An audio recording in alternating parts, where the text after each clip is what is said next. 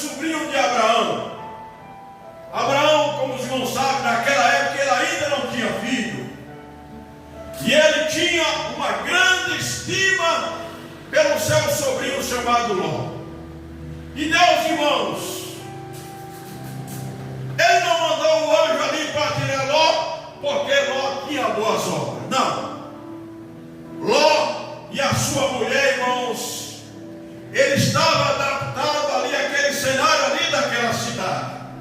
Mas em consideração a Abraão, Deus enviou o anjo para tirar aquele casal e as suas duas filhas. É verdade. Irmãos, e o anjo, depois de tirar aquela família de lá, nos diz a palavra de Deus, irmãos, que Ló, ele se embebedou e ele se embriagou a tal ponto que a sua filha primogênita teve uma relação incestuosa com Ló. Você imagina, irmãos, o pai tem uma relação com a sua própria filha, e daquela relação, irmãos, veio a nascer Moabe, que é o pai dos moabitas. Esse era o povo que Elimeleque e Noemi imigraram lá em busca de melhoria, porque em Israel havia fome, em Israel havia miséria, em Israel, irmãos, havia falta de chuva, e a lavoura ela não tinha como nascer, não tinha como brotar e não tinha como recolher os grãos. Verdade. Irmãos, aquele casal ele vai morar na cidade dos Moabitas. Irmãos, e ao chegar ali naquela cidade, do povo de uma cultura diferente, que servia um Deus diferente, porém Noemi, ao chegar ali com seu marido Elimeleque, nos diz a palavra de Deus que com pouco tempo, irmãos, veio a morrer Elimeleque, marido de Noemi. E ela, quando partiu para lá, ela partiu casada com seu marido e seus dois filhos, Malom e Quilion. E esses dois filhos, eles tomaram para si duas mulheres moabitas, uma chamada Ofra e a outra chamada Ruth. Irmãos, e o tempo passou, e pouco tempo depois veio morrer a Malom e veio morrer também o outro filho chamado Quilion. Irmãos, após a morte do seu marido e após a morte dos seus dois filhos, aquela mulher não tinha mais nenhuma razão de permanecer, continuar morando naquela cidade. E ela ouviu falar que o Senhor Deus tinha visitado o povo de Israel, dando-lhe chuva.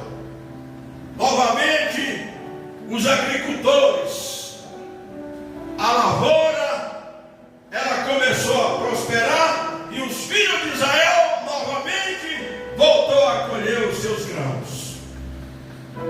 E ela, irmãos, ela resolve voltar para a cidade de Belém de Judá, que era a cidade de origem dela e da sua família. E ela, irmãos, ao voltar ali para Belém de Judá, nos diz a palavra de Deus que as suas duas noras, a Ofra e a Noemi, ela estava resolvida a voltar junto com Noemi.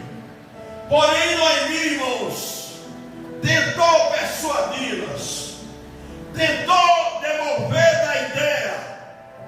Disse: olha, filhas minhas, você usou de benevolência comigo, com meu marido, com meus 2 filhos. Volta para a casa dos seus pais. Volta para os seus deuses. Irmãos, a lei do levirato era o seguinte: quando, no caso, os 2 filhos da Noemi morreram, se ela tivesse mais outros filhos, aquela viúva, ela podia esperar para casar com aqueles 2 cunhados, né? Caso ela tivesse, mas como ela não tinha, isso não seria possível. E ela falou: eu já sou velha, já estou adiantada de idade, mesmo que eu dissesse há esperança, e que eu hoje arrumasse um marido, e eu engravidasse e conseguisse filhos, vocês esperariam para eles crescer, para vocês tomar como seu marido? Não, minha filha, volte para trás, volta para a sua família, volta para os seus pais. Porém, irmãos, nos diz a palavra de Deus que Ofra e Noemi e a Ruth, ela começaram a chorar. Ela estava muito apegada, irmãos, à sua sogra.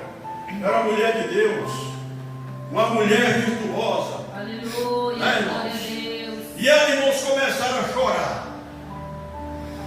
Beijaram a Noemi, e Noemi novamente tentou persuadir elas para voltar, e uma delas voltou a Ofra. Porém, a Ruth diz que a única forma de separar da Noemi seria a morte.